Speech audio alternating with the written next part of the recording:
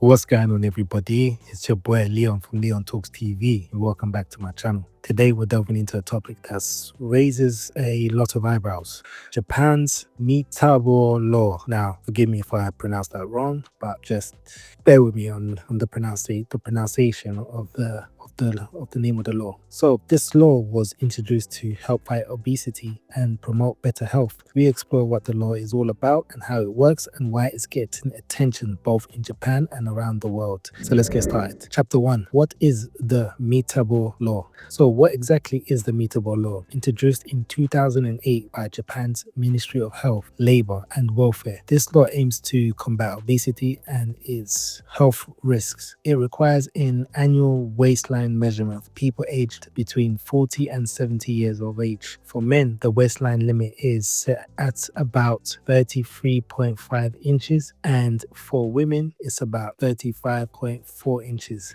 If someone exceeds these limits, they are not fined or punished. However, social media can be misleading in terms of people might think this is an actual law by punishment. So instead, they might have to attend counseling or join programs to help improve their health. The focus is really on support and guidance rather than punishment. Chapter 2. Why Japan's Metabo law targets ages 40 to 74. So let's talk about why Japan's Metabo law focuses specifically on people aged between 40 and 74 years of age. The main reason is that this age group faces higher health risks related to metabolic syndrome, which includes issues like high blood pressure, high blood sugar, and excess belly fat. The health problems often start to worsen in middle age, so it makes sense to target this group by preventing and managing these conditions early. We can lower the risk of serious disease like diabetes, health attacks, and strokes, which are more common after 40 years of age. Another important point is that focusing on this age range helps keep healthcare costs down by encouraging healthier lifestyles before serious illnesses develop. The law aims to reduce the financial burden on the healthcare system.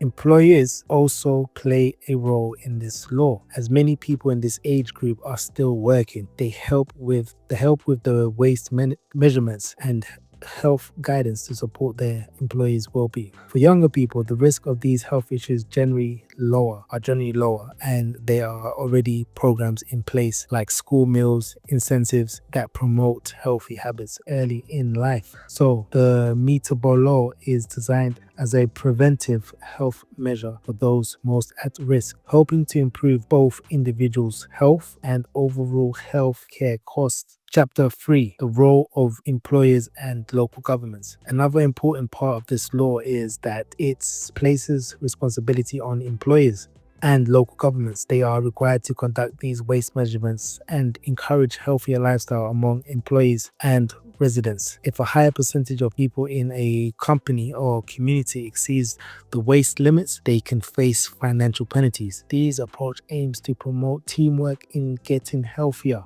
Chapter 4. Goals and success. The main goal of the law is to reduce disease related to obesity like diabetes and heart disease. And guess what? It has actually been successful. Japan has some of the lowest obesity rates among developed countries. The law focuses on preventive health measures, which means it tries to stop health issues before they start. Chapter 5.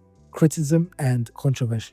However, not everyone is a fan of the law. Some people criticize the strict waistline limits, arguing it focuses too much on waist measurements without considering other important health factors. Others see it as paternalistic or even an invasion of privacy. They think that in places like the West, where individual rights are valued more, such a law might not be accepted. Many Western media outlets describe the law as unusual or extreme, while some are curious about whether parts of this law could inspire similar measures to tackle obesity in these countries, like the US or the UK, as an example. They also recognize that there would be cultural and legal challenges to overcome. But from my own observation, from what I've seen from most of the comments on social media, places like Instagram, I've seen a lot of comments, people praising this law and actually suggesting that they should have this type of law in the US as well as in the UK as well. So One thing to note as well, when I was scrolling through the comments on this post, is that I came across some comments, and it seems that many people believe that the Metabo law wouldn't work in the West. And they feel that the main reason is that big corporations here profit from people being unhealthy, especially with the processed foods that are sold. In other words, they feel the way the food industry is set up makes it hard to promote healthier living or to implement such laws as the Metabo law in Western countries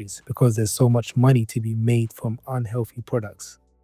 One thing I want to address as well is that I saw a lot of comments from a lot of people, and they were talking about sumo wrestlers. And they were saying that this law is contradicting because sumo wrestlers are naturally big guys. Now, they often wonder why these athletes who are typically larger and heavier are not included in the conversation about obesity. I mean, to be honest with you, the key difference is that sumo wrestlers are highly trained athletes who maintain their size for specific reasons related to their sports. Their weight is a result of rigorous training and a unique diet, unlike general obesity, which can lead to serious health issues. So while they may be heavier, their health and fitness levels are often quite different from those individuals with obesity. Chapter 6: My take on the Metabo law and its benefits. Now, I want to share my thoughts on the law itself and why I think it could be a game changer, especially in the West, where obesity is a significant challenge. First off, I see the benefits of this law as being twofold. For one, it promotes a proactive approach to health. Instead of waiting for health issues to arise, it encourages regular checkups and assessment. This can help people become more aware of their health and make necessary changes before serious problems occur. By focusing on waistline measurements, the law highlights the importance of maintaining a healthy body shape as a preventative measure against obesity-related diseases. Secondly, the law creates a sense of community responsibility. When employees and local governments are involved in promoting health, it fosters teamwork and support. Imagine if workplaces in the West took this kind of initiative seriously, offering wellness programs, fitness challenges, or even just encouraging employees to go for walks together during breaks. This could build a culture of health and wellness that benefits everyone involved. Now, I understand that some might view the law as intrusive or too strict, but I believe that with the right implementation, it doesn't have to be that way. For instance, instead of just measuring waistlines, we could introduce more comprehensive approach that includes nutrition, education, physical activity programs, and mental health support. This could make the program feel less like an enforcement and more like a supportive framework for healthier living. Moreover, in a society where we often prioritize individual freedoms, it's essential to strike a balance. People should have the freedom to make their own choices, but that doesn't mean we can't encourage healthier habits. You see, the law could serve as a model for a public health initiative that respects personal choice while still promoting community health. In conclusion, I think the law presents a unique opportunity to address obesity in the West by promoting awareness, creating community responsibility, and implementing a supportive framework. We could see a significant shift in public health. It's time to consider, I would say, new strategies that would prioritize our health. It's wishful thinking, but it's still worth it at the end of the day. And I believe this law could be a step in the right direction if it was implemented here. What do you think? Let's talk about this in the comments. I'd love to hear your thoughts on this topic. Do you think a law like this could work in your country or in the Western world? Let's discuss in the comments below. If you found this video insightful, don't forget to hit that like button and subscribe for more great content. On that note, I'm going to leave it at that. Salute.